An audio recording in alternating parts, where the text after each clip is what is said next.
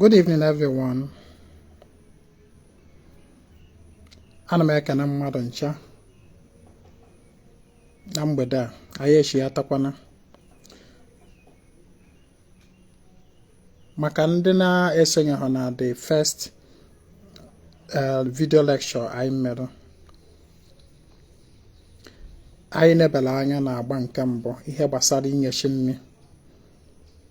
Anyị kọwara ya ọfụma otu mmadụ nwere ike isi nyechi ya nri na the first video I mere tata. Cheta na onye na-afọ ụbọchị Nọọsụ Ezinwa Anaedo, Akajiọfọ Ezinwa Anaedo. Chetakwa na the July ritual anyị na-eme na obi a dịka otu nsi akọwa na ọ ka na-aga on maka ndị chọrọ isonye na ya, ndị chọrọ ka ha na-erite elele na aja na ọfọ anyị na-agụwa na obi anyị, aja anyị na-achụwa na obi anyị ebe a kwada. Chetakwazianụ na echi na-abịa abịa bụ 3rd of July bụ full moon. Ana m ada ekwube my followers kawa na-arụkọ na akwụnye ọnwa ọnụ n'ọkụ mgbe ọbụla okike nyere anyị full moon, maka na ọ na-ada adị mkpa, ọ na-ada amagbu onwe ya, the full moon energy. Nyawa abalị echi ihe ọbụla ị nwere were wee gbakwuo Chukwu na ndị anị, were wee gbakwuo chi gị, gwa ya okwu, gwa ndị isi okwu, kwubi okwu n'isi onwe gị, maka na ọ bụ ihe yọrọ chie ka chie ga-emeli ya. Mana m okenala ọnụ tata achọrọ m ka anyị kwuo okwu gbasara reincarnation in relation with the principles of attraction. Nkuzi m ga-adị more esoteric.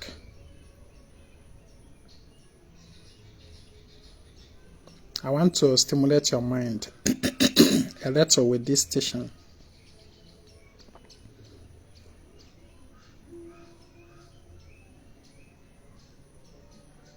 Ihe gbasatara reincarnation normally anyị ma Igbo kwetere, ọ bụrụ na anyị kwetere, it's not a matter of belief but it is a matter of fact na mmadụ na-ala ụwa, mmadụ na-ala ụwa. Normally mmadụ ịla ụwa bụ na o nwelu ife onye ahụ na-emezuchabeghị, ọ bịara ịbịa mezu, na ọ nwere ife onye ahụ na-eme ịtahụ na nke gara aga ọ bịara ịbịa mezi. Cheka mpụa n'ilo wee I think it's better I stay here. All right. For someone to reincarnate means that there is something the person have come to complete regarding his or her earthly mission that he could not fulfill in the previous lifetime. It could also mean that no nwere ihe onye ahụ mebiri ma ọ bụ ụgwọ onye ahụ ji from the previous lifetime ọ bụ wee bịa shiata ka ọ bịa kwụọ onye bụ ụgwọ wee nwee ike ịgabazi. Maka na nke bụ eziokwu bụ na ụwa abụla obibi mmadụ, ụwa abụla obe mmadụ, ụwa abụla ụwa ahịa. Anyị bịara ịzụ afịa, onweghị onye ọma ahịa ube iwosị na ọba afịa, ụwa bụ afịa, that is onweghị onye be ewu n'ọma ahịa, that is ịrụzie n'afịa, ọrụzie n'afịa ube gị. Ọ ịzụcha afịa ịnawakwa, ịzụcha afịa, ịzụcha ife dị gị mkpa ịnawakwa, that is ụwa. Ọ nghọta Igbo gbasara ụwa anyị nọ na ụwa ahịa, mmadụ niile bịara afịa. And onye zụcha na ihe o gosiri bụ na afịa anụ anyị nọ na anyị na-azụ abụla ebe obibi anyị, na o nwere ebe mmadụ si. ịghọta onye ọzọ chakwa na chiakwa mana mmadụ ịzụchazi afịa na chiakwa o gosi na o nwere ihe o chefuru n'ọma ahịa ma na o nwere ife ọzụta ha ọ gara ịzụtakwa ma ọ bụ na o nwere ụgwọ o ji n'ahịa ọ gara ịkwụ a na-enwe reason onye ọbụla lọlọ ụwa once is about not incarnation. Incarnation is the first appearance, the first, and onye asị na mmụọ wee pụta na mmadụ for the very first time ọ bịa bụ na in the physical before. That is incarnation. Mana once it is about reincarnation, that is repeating incarnation. It shows that the person is indebted in one way or the other. The person have not accomplished ihe ọ bịara ụwa ọ ka ji ụgwọ ma the person ji nwere afịa ọzụrụ ọkwụrụ ụgwọ ma ọ bụ nwe ihe the person mebiri ọ na-edere ịbịa dozi tupu ọ pụọ maka na nke wee eziokwu bụ na onwe ọkwa ya na-ahapụ ụwa ji ụgwọ. If you are in debt, if you are na iji ụgwọ in anywhere, ị ga-akwụkwọ ya n'ụwa tupu ya pụọ. Onye mere that na ndị na-ekuzi na ya n'igwe na-akwụ ụgwọ na onye mekọjuo ajọ ife n'ụwa o jee n'ọkụ mmụọ jeta ofia ọkụ mmụọ which is outside of this physical existence o jeta ofia. Such theology is wrong. Such ideology is wrong. Maka na ife ị na-eji jeta ofia n'ọkụ mmụọ ọ n'ọkụ mmụọ ahụ ka ị meterie mba ị ga-ata ofia that same place ị nọ wee mete the time ebe a ka ị ga-atakwa ofia. So you cannot go out of this physical existence to go and pay for what you did here somewhere else. Anya mere na-abịa n'Igbo onwe ihe dịka ọkụ mmụọ. Ọkụ mmụọ bụ asụsụ ndị oyibo, asụsụ ndị ụka, asụsụ ndị foreign religion. Onwekwuru ihe dịka eluigwe. Ya ebe ya bụ iruo ije iri pụọ the benefit of ihe imete n'ụwa, the positive benefit. Asị na ọwa eluigwe. You reap the positive benefit of ihe imete in this world. You reap it here. And in your upward ascension, they still follow you. Na mmadụ ịmago n'imetelu na onwere ụgwọ iji. You have accomplished your mission. Onwere ụgwọ iji in anywhere. That is the reason why mmadụ nwere ike nwụọ asị na onye ọrụ na ọ gawago.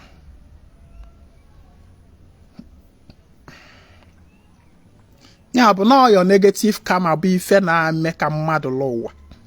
Negative karma, ụgwọ eji ya na-eme ka mmadụ jee chighekwa. Ya go to number 1. Negative karma. Ịma na karma bụ natural principle.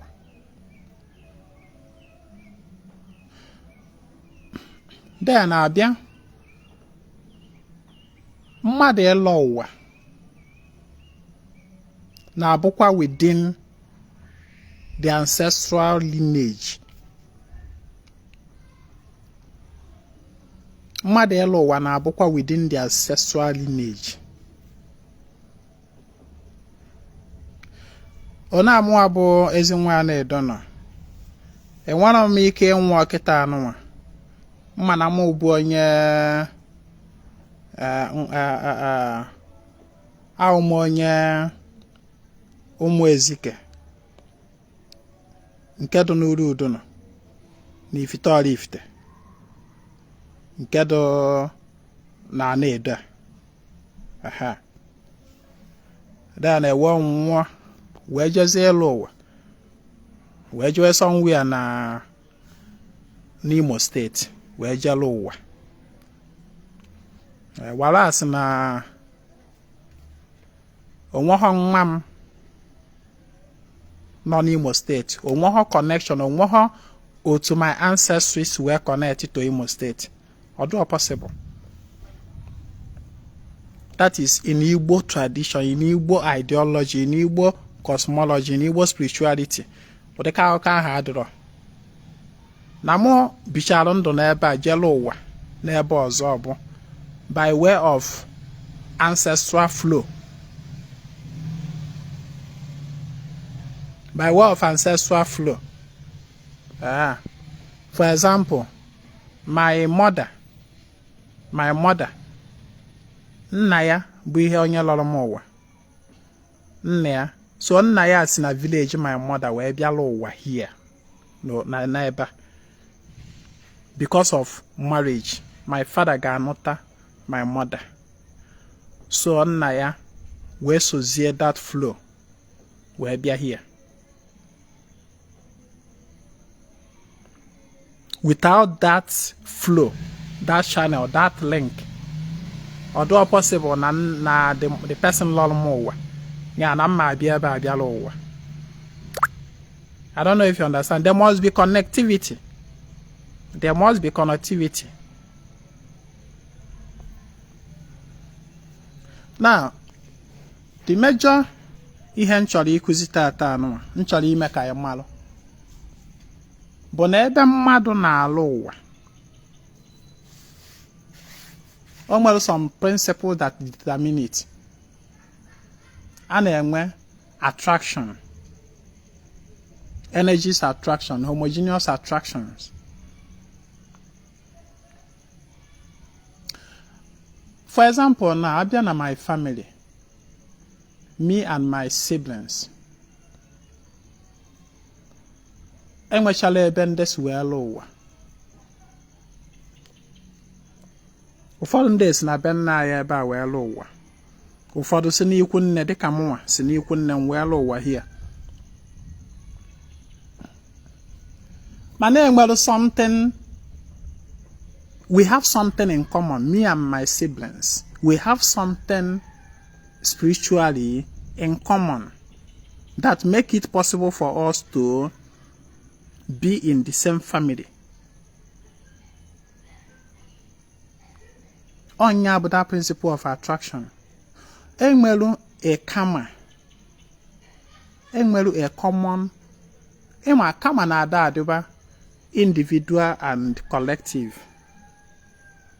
A na-enwewe individual nna hit na-emekwa mọkụ maka akwa anyị. Ọnụ mana video mmea na ote ire ọma akwa. Agba m ọnụ iyi akwa na ada abụ m punishment. Hit na-eme m nọ. Ụna ewe n'iwe ka anyị kwugodo akwa anụ na mmadụ agha nwụ na-eyi akwa dị ya n'ọbe m ka nọ.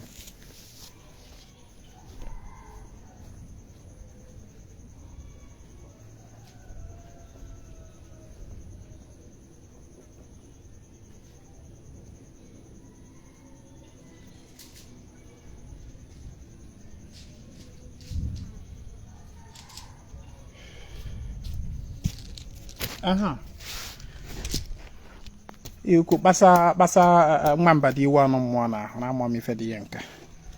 Sina na iyi akwa. Na the person mepta the idea of mmadi iyi akwa. Onye a need ka enwude etu nga o maka chika na agbage ya. Onye a need ka enwude etu nga. The person mepta the idea of man wearing clothes. Any day ka enwude etu nga. Yes, some punishment. I call punishment going on mother. If I look at me sweating, now walk when I'm really just puketano. So enwelu something. Come on, adewa individual and the collective. You are neku. On adabo that collective karma. We can attract some individuals into one family. That collective karma.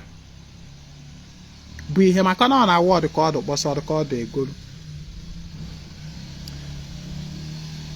Ofunna na amụma na ofuchi ahụ eke bụ eziokwu. Mana ofunna ahụ mụnụ, ọ na ofunne kwa wee jide. enwere ife jikọrọfa merụfa ji wee si n'ofu nne wee pụta.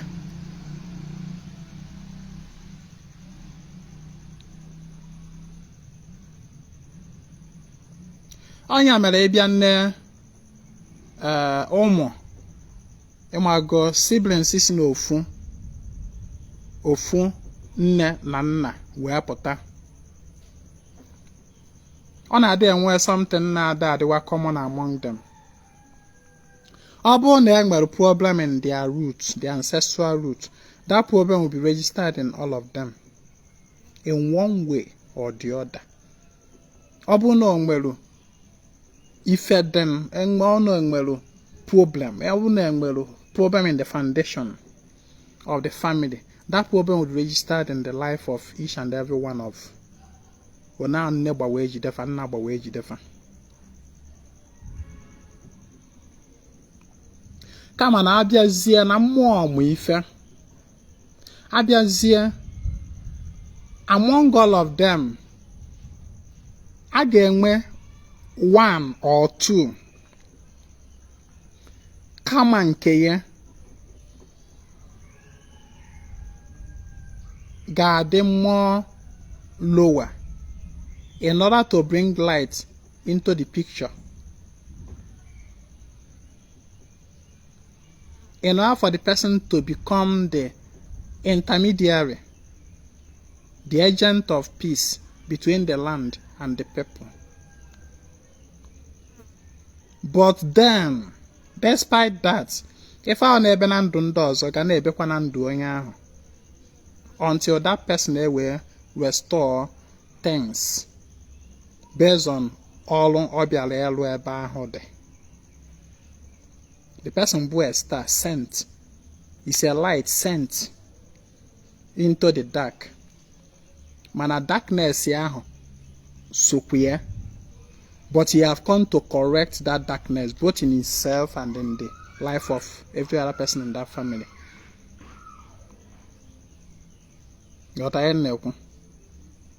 Onya mere abịa in some family abịa sị na onye ahụ the breadwinner na ndị ọzọ na-aka ya esichala afọ ike, mana na onye a na-eme ọfụma.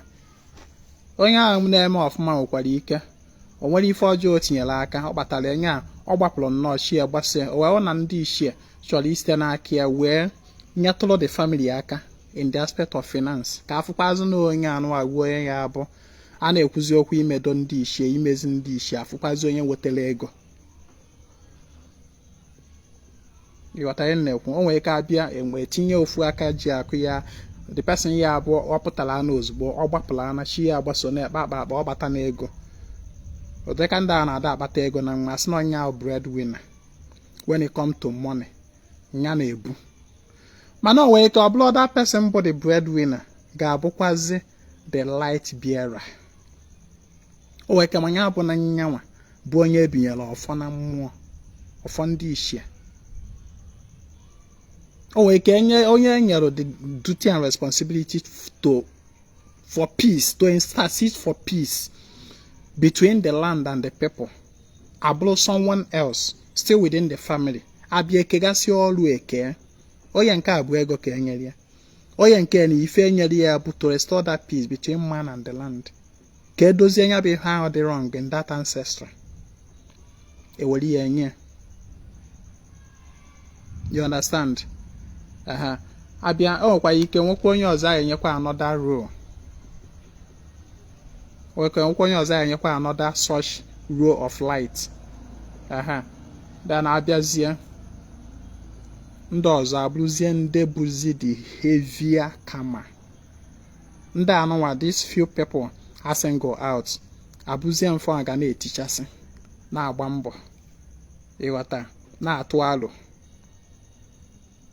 alụ atụta onye nke nwere ego o wepụta eme, onye nke alụ atụta onye nke ya eji ije ọba eje and all that, ka e wee mezie the land.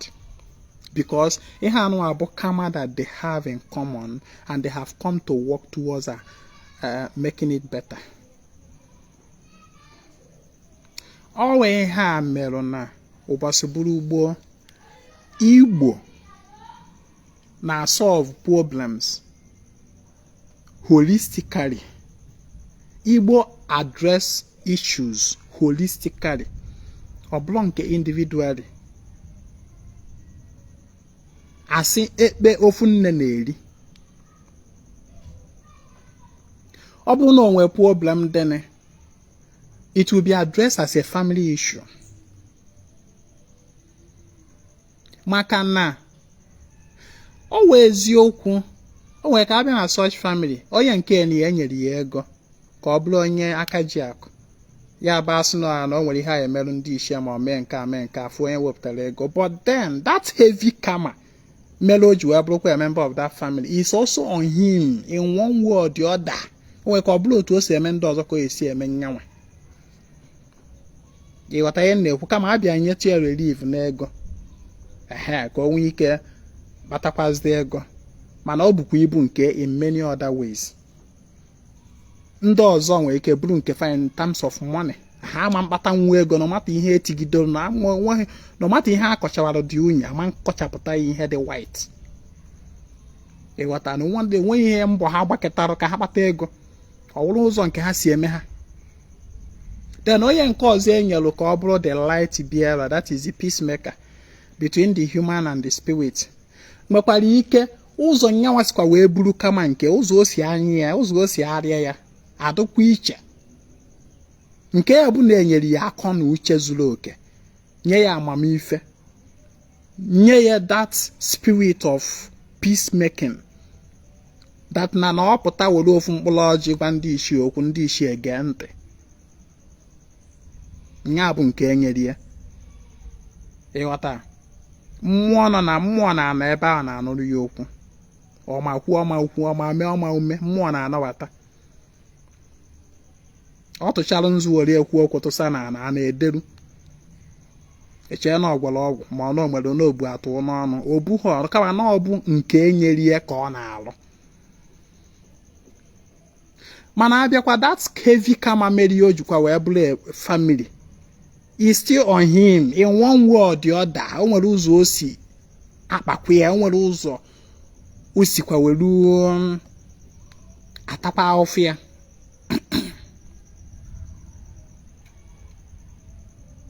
Ghọta ihe na-ekwu. So ihe a mere n'Igbo in the past now approach problems collectively. Ọ bụrụ nke individually. Ọ dịka family anụnwa now. Ụbọchị wuru ugbo ya no keta a single person in that family yet tetola one day so na ka o jebe dibia gba afa n'isi onwe ka o solve his own problem. You na solve your own problem with whereas it's just like a branch of a tree thinking about his own self only without including the whole tree. The whole tree is sick and just a single branch is thinking of kanyawo onwe. How is it possible? Not possible. A whole tree is sick and then just a branch, one branch no apụta asị na kanya jewe ije jekwa onwe. No. Before a water onwe gị as a branch, one branch of that tree, that problem will have to be addressed in the whole of the tree. Onya bụ na all the branches are the whole, are they healed, are they complete? So ụbọchị wuru ugbo Igbo anaghị eme individual approach to problem solving kama na collective abịa sị na ndị okenye nọ n'ezinụlọ anọ n'ụmụnna eje gbaa afa ezipụ one or two or three na ọ bụrụ 2 or 3 people eje gbaa afa maka na agwa ofu onye fụlaghara iwu eke eje gbaa afa fa na dibịa atụ alụ amarụ kedu ife a ga-eme to heal this tree. Eje tụọ alụ dibịa si okay, the problem this family na-enwekarị on a majority of them ada amụta ọmụmụ n'ọnya the major problem fada amụ ọmụmụ abịa esi na mma wee na-eri mperi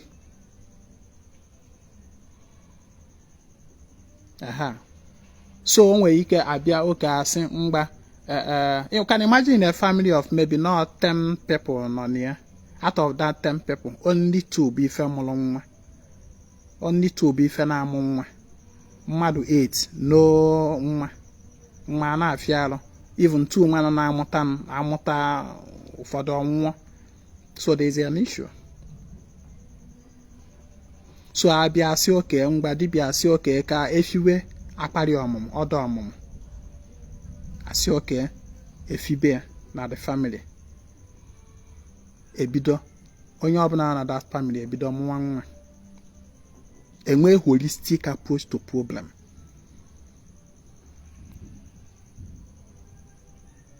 Then abịa o nwere ka ọwụ na family a na ihe na-akpa ha bụ ego na a na-amụta ọmụma na ego anaghị adị na majority of them, you know, abịa n'ofu na out of all of them na ọsụsụ ofu onye bụ ihe kpatara ego. Ofu onye a wee buru ibu ka ya arụ. Ha asị ka eje tụọ alụ. Asị ka eje chukwu eje jụọ ese ka amara ihe a ga-eme. Wee je asị oke n'ife mee na ọ bụ na a ga eweta mmụọ nke a ma ọ bụ mmụọ nke ọzọ ma ọ fiwe mmụọ nke a ma nke ọzọ ka e wee kpata akụ ka akụ wee dị. Atụ alụ ajụọ dị mmụọ o ewebata na obi a ya emekwa ife dị otu a sị mana a adakwa emeri ya nke dị otu a asị m sowe adịrọ bịa efibe akụ na ụba ebido batawa a na-echukwa dị mmụọ. Ọ bụla a collective something. Ọ bụla a collective something, not individual. Maka na nge nwa nọ in a tree iwe na-ekwu okwu ego personal just for your own pocket.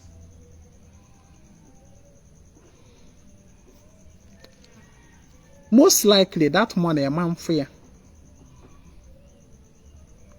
Because where the problem is not just in you, but in the tree. You are just a branch of the tree. That problem should be addressed the whole tree.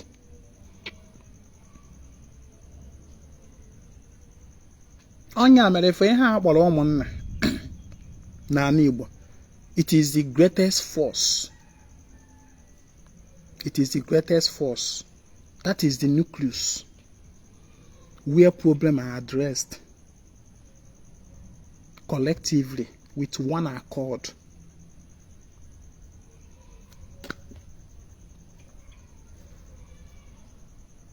So I don't such family. Onye mmalụ nke ọ na-alụ. Bunu ibu anyị danda. Mana the problem our generation today is having individualistic approach to problem solving. Onya our major problem. Can imagine where you are thinking of solving a problem and you are creating more problem. Our major problem today is individualistic approach to solving problem. Now somebody put an in a family.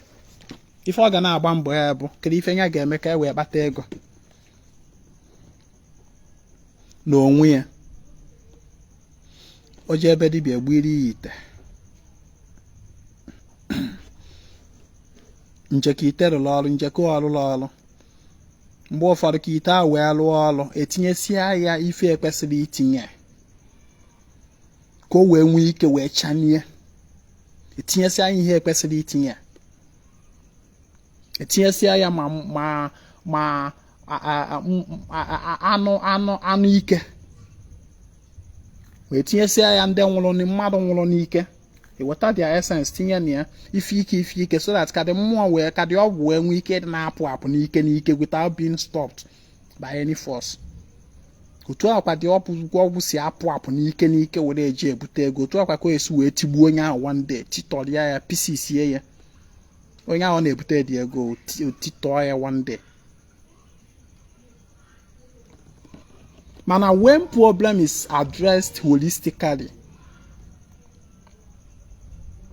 as long as this problem is addressed, if most of the agwa, even if agwa go do the job without putting such dangerous force on the job ga-alụ ọrụ complete. maka na ihe eji ofu obi wee mee wolu mmụọ kwado.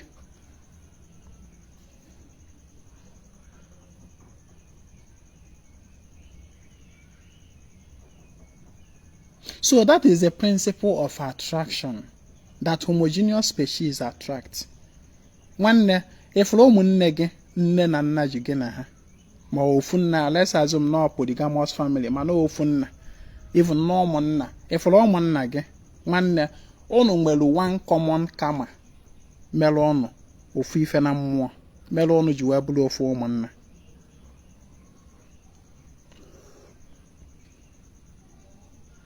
Onya bụ ife a na-agwa gị. Onya bụ ife a na-agwa gị that in anything you are doing, don't think you are different from your ụmụnna. Echekwana na ịdị iche na ụmụnna gị. Mmiri dọ na-ejidọrọ nwa nkịta.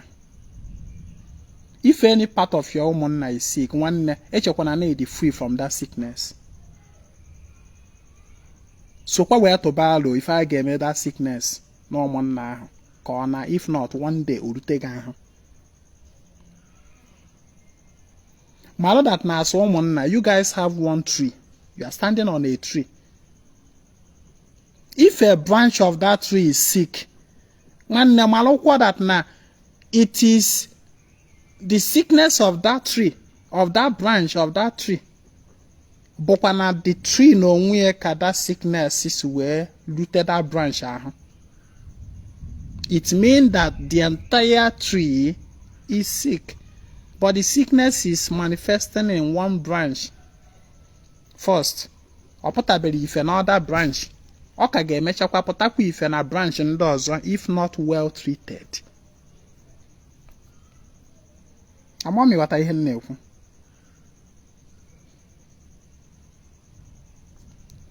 So maka ndị ya bụ asị ife ụmụnna na-akọghịrị na-akọsasị abịaodo si na a na-eme meeting ụmụnna ka atụwala otu a esi wee move things forward, mee ihe dị anya mezie ife. Ị na-agụpụ onwe gị say ndị village people, I don't want to associate myself with them. Nwanne, just know it that if there is something wrong na ụmụnna gị, as far as all the same ụmụnna, all the same ụmụnna ekpo ofu nne na-eri, just know it that that sickness in one branch that you are noticing, ọ ga-emechakwa rute gị nwa alụ.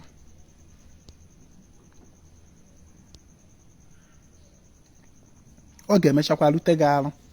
So ihe anụ abụ ozi nse ka m zie tata. Ọ ka ịghọta ihe mere na ụbọchị gburugburu n'Igbo na approach problem solving holistically. And for you to understand how wrong we are in this our generation, addressing problems individualistically.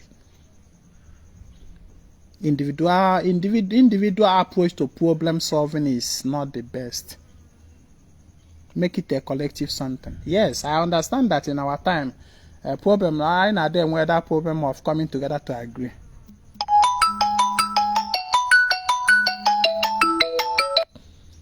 I know that problem of coming together to agree on something.